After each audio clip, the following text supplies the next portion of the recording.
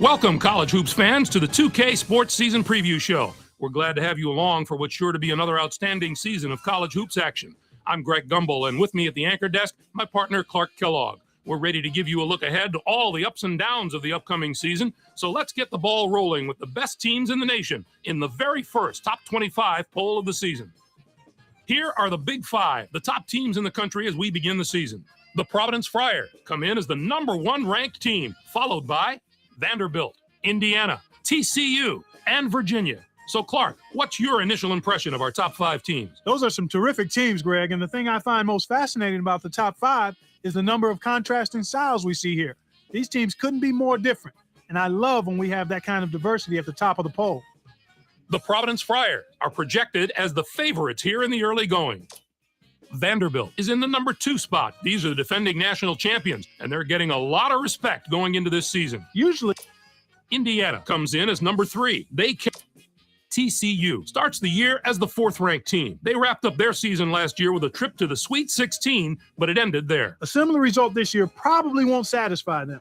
They've got the potential to go a step beyond the Sweet 16, so just getting back there is going to be a disappointment, not an achievement. Here's the next group of teams in our preseason top 25. What's your impression? The West Virginia Mountain, the New Mexico Lobos, the #13 team, have also generated a lot of interest. How about this list? I think there were a few teams that were slighted and should probably be in the top 25 ahead of some of these teams, but I'll hope. The Texas Tech Red Raiders, the LSU, as usual, we have a lot of new coaches. The Arizona State coach, the LSU. We've come to the part of the show when we look at the top players in the nation and unveil the list of our preseason All-Americans. There before you, the Horned Frogs of TCU are pinning their hopes squarely on this young man's shoulders, Clark. As for our, and finally, we have another. Now let's move on to the second team All-Americans. Not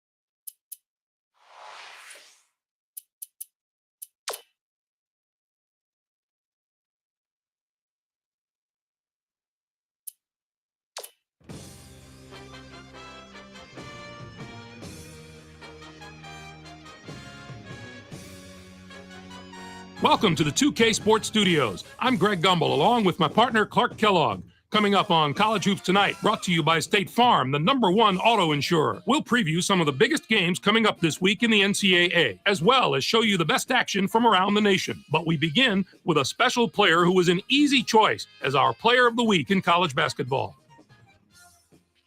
A ball had a fantastic week. He dominated the action from his power forward spot, and that's no easy task in college basketball these days.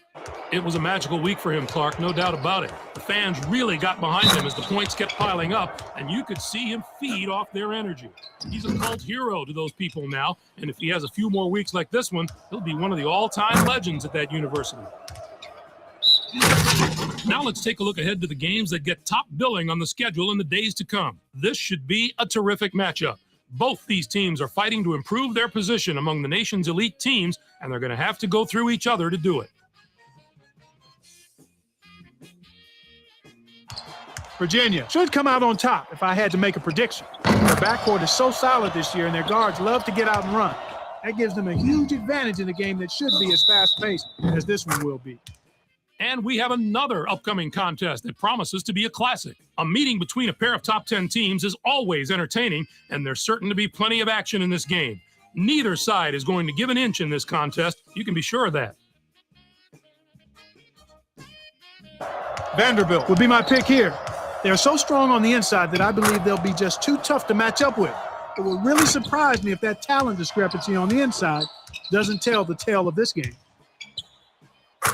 Now, let's turn our attention to some of the action of the past week in the NCAA with our games of the week. We had a pair of top 10 teams duking it out, Clark, in our first featured game. Dayton defeated Virginia Tech. You don't need to say much more than that. With a pair of top 10 teams of their caliber on the floor, there was no doubt this was going to be a monumental matchup.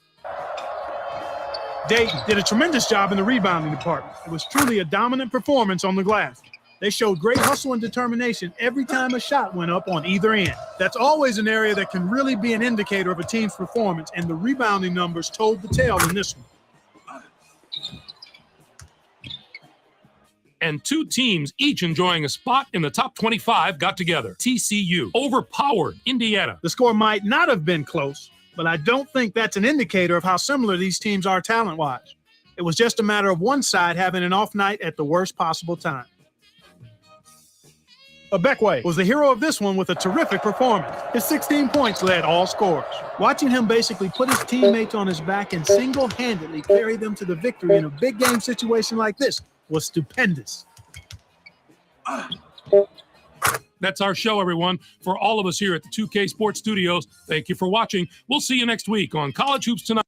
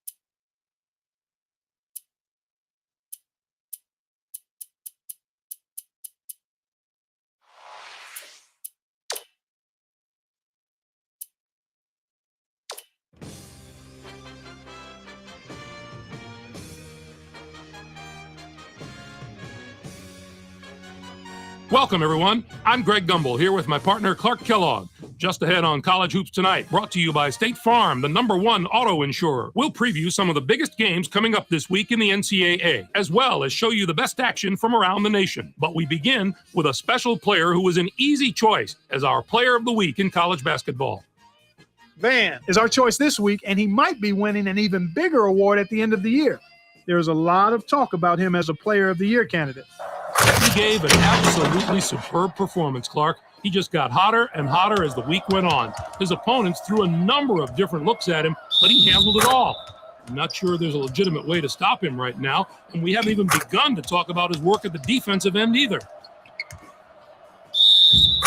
Now let's take a look ahead to the games that get top billing on the schedule in the days to come. This will be a fantastic battle. This is shaping up to be a prototypical style versus style matchup. Great scorers on one side of the court, great defenders on the other. This is going to be a real showdown. Dayton plays a brand of defense that should make the difference in this game. They are a tough team to score against. And if you don't squeeze the orange, they'll take it. I think they'll be in top form for this contest. And there's another game on the agenda that's too juicy to ignore. This game matches a pair of top 10 teams and is sure to bring both teams' fans out of the woodwork, not to mention a fair share of the national media.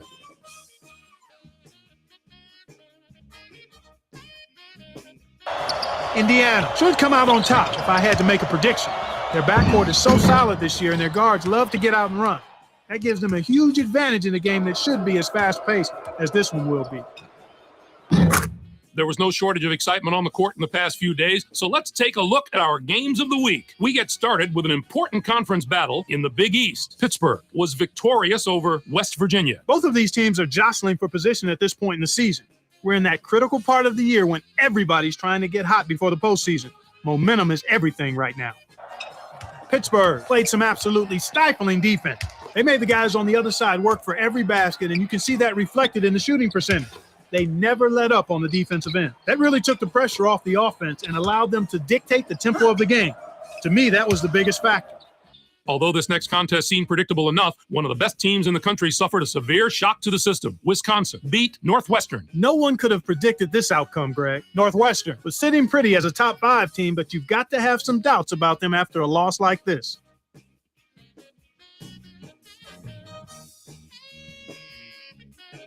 Ruffin took care of business in this one. His 15 points led the team. Watching him basically put his teammates on his back and single-handedly carry them to the victory in a big game situation like this was stupendous. That'll do it for us here in the studio. For my partner, Clark Kellogg, I'm Greg Gumbel.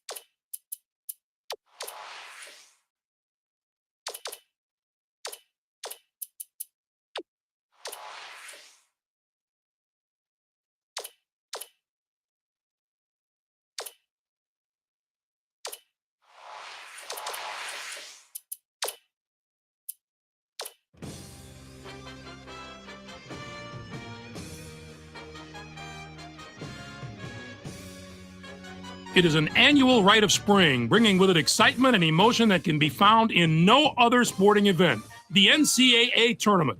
Your wait is finally over, the brackets are ready, and the drama of March Madness is about to begin. Hello, everyone. I'm Greg Gumbel, and this is the NCAA Championship Basketball Selection Show, brought to you by State Farm, the #1 auto insurer. Joining me at the anchor desk, as always, my partner, Clark Kellogg. We're all set to show you the seedings and pairings, so get out your bracket sheet, get those pencils ready. Here are the basics. Of the 65 available tournament bids, 31 are automatically given to conference champions. The tournament committee hands out the remaining 34 bids on an at-large basis. An opening round game will take place on Tuesday night to narrow the field to 64 teams. But before we unveil the brackets for this season, here's a look at the final top 25 media poll of the season. There are a couple of major changes in the rankings as March Madness approaches. The Pittsburgh Panthers jumped all the way from the number 23 spot to number 15. They're peaking at just the right time, Greg. This is exactly the way you want to be playing going into the tournament. Also, a new team has fought its way into the top 25. The Texas Longhorns are back in the poll as the number 24 team. Now let's take a look at the NCAA tournament bubble and see which teams are sitting at home with their fingers crossed, hoping to see their name in the brackets. There are a lot of worthy candidates among these 10 teams, Clark. Which of these bubble teams stands out to you right now? Connecticut did just enough to get on the bubble, but I'm not sure they did enough to get off the bubble. There may have been a few too many bumps in the road for them. And we have a few more teams in similar position, right, Clark? Georgetown could have sealed their invitation with a better regular season finish, but the fact is they play in a very tough conference, and that does weigh heavily in their favor. I'm sure it's been a long week for those teams, but the wait's almost over. The NCAA Selection Committee has finished its meeting, and we're ready to unveil the top 4 seeds in this year's tournament. The Vanderbilt Commodores are the top overall seed, and they will play in the Charlotte Regional. The selection committee differed with the media on who the number 1 team in the country is, but the committee is the important one at this point, and we'll soon see if their faith in this team is warranted. On to the second number 1 seed, who will play in the Houston Regional. The Providence Friars are seeking their second NCAA championship in school history.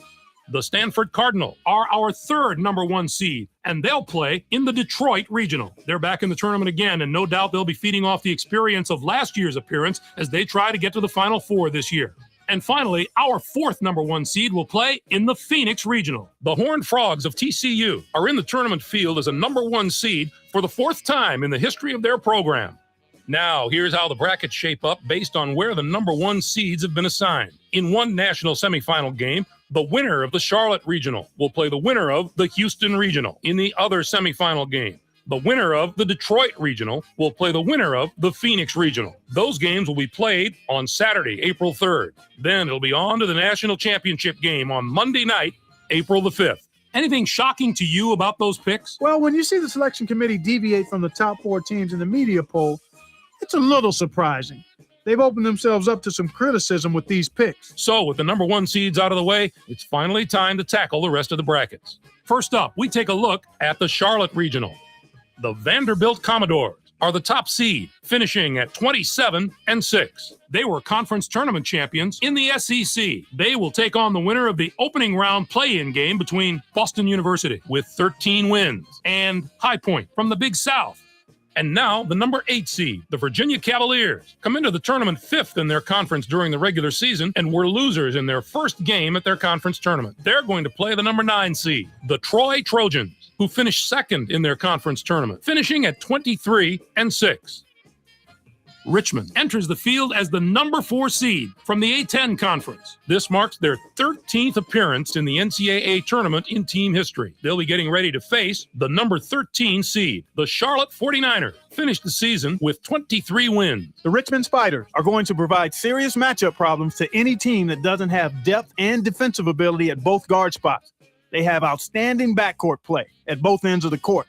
It's the main reason they've made it this far, and they're going to have to maintain that form if they want to do some damage in this tournament. Mississippi State comes in as the number 5 seed, finishing at 20-9.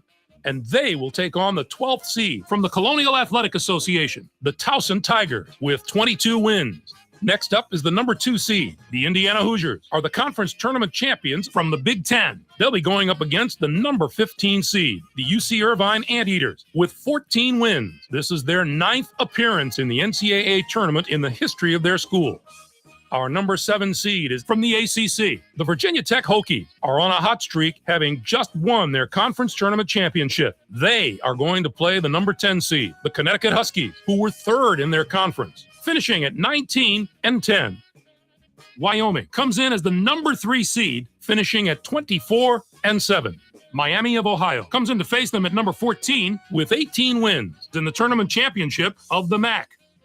The Texas Longhorns are in as the number 6 seed. They'll be taking on the number 11 seed, the Ohio State Buckeyes, with 20 wins. Looking into the future a little bit, this bracket looks poised for a titanic matchup in the regional final. If the top 2 seeds can take care of business in the first 3 rounds, we have the possibility of a classic Elite 8 meeting. Next up, we'll take a look at the Houston Regional. The Providence Friars are the top seed, finishing at 26-7. They were winners of the regular season championship in the Big East. They'll take on the Wright State Raiders, the number 16 ranked team. This is their 6th appearance ever in the NCAA tournament. Villanova comes in as the number 8 seed, finishing at 23-10. Maryland comes in to face them at number 9 with 21 wins and a legion of loyal fans just dying for some tournament success. Texas Tech comes in as the number 4 seed, finishing at 25-8. And they'll take on the 13th seed from the Atlantic Sun Conference, the Gardner-Webb Bulldogs, with 21 wins.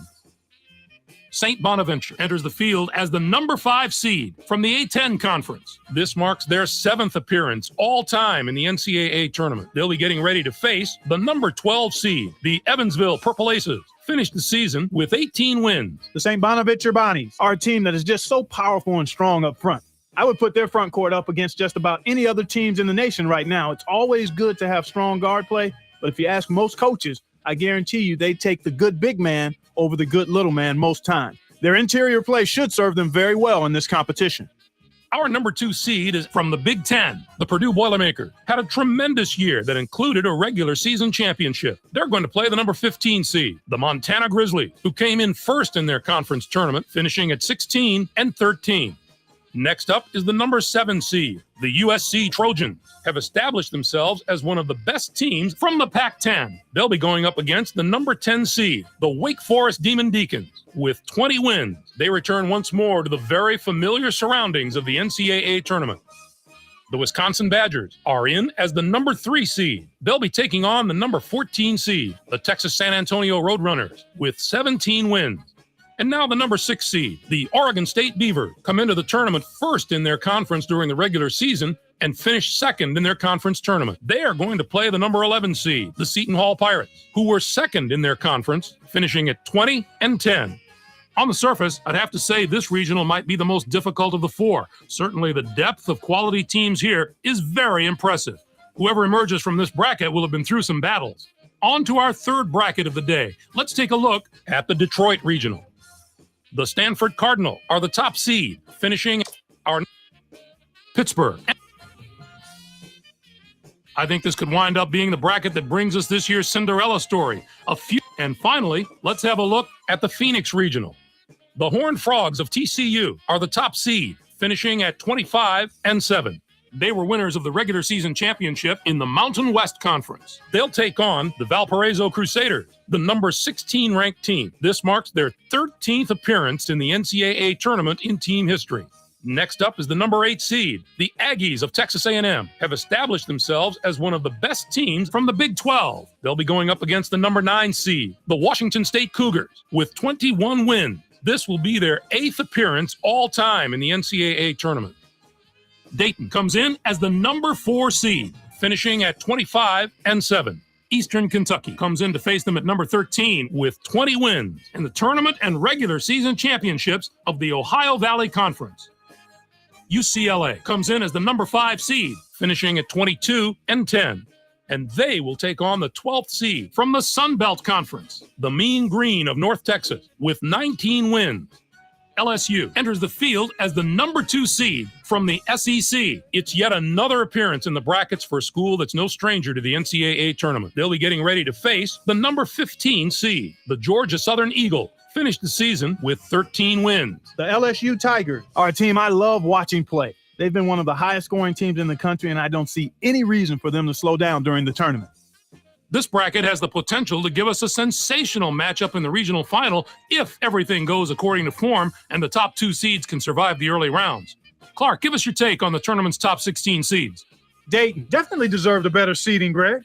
I mean, they finished the year as the number 8 team in the country. I can't figure out why the committee slotted them as a 4 seed. Kansas has just as much firepower as a few of those number 1 seeds, and I think they'll be around longer than a few of them as well. They are a tough team. Now, let's bring the conference picture into focus. The Big East gets 8 teams, the SEC with 5. Here's the list of the teams that were on the bubble heading into Selection Sunday. So, partner, which of those invitees should be sending the selection? All right, Clark, now that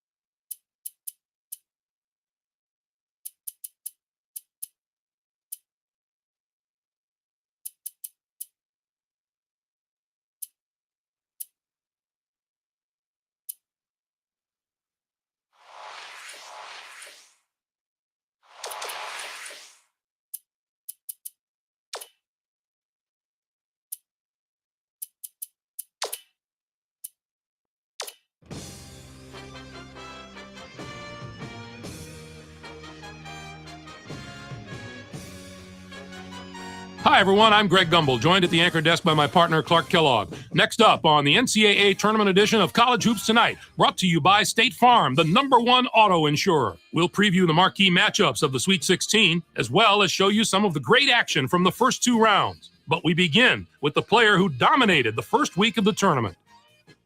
Drayton had one of the best weeks we've seen out of a big man in quite some time. He was sensational this week, not just compared to other centers, but to any other player in the country. I'd be shortchanging his performance if I put a finger on any one aspect of this young man's performance this week, because he did so many things well. I'd have to say this is one of the great all-around performances of the year. There truly wasn't anything he didn't do this week at either end of the court. Now, let's turn our attention to a few of the huge battles upcoming this week in the Sweet 16. We're really getting into the meat of March Madness now. This will be a fantastic battle. This is shaping up to be a prototypical style versus style matchup. Great scorers on one side of the court, great defenders on the other. This is going to be a real showdown. Stanford is a very good basketball team with an experienced lineup of juniors and seniors who should keep their composure under this tournament spotlight. I believe they'll go out and attack right away and not worry about the pressure at all. And how about another huge matchup from the third round? This should be a terrific matchup. Both these teams are fighting to improve their position among the nation's elite teams, and they're going to have to go through each other to do it.